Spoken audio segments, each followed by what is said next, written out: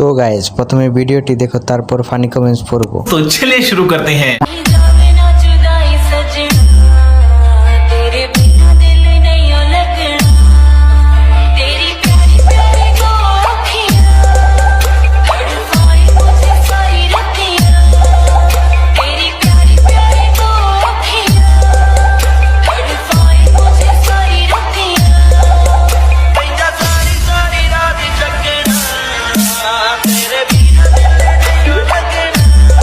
এটাকে কি ডান্স বলে খালারা বলেন তো?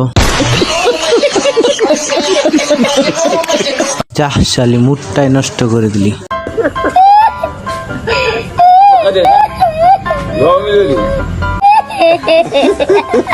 আমি হাসলে কি আমার পাপ হবে? এদের পরিবারের মানুষ কিছু বলে না?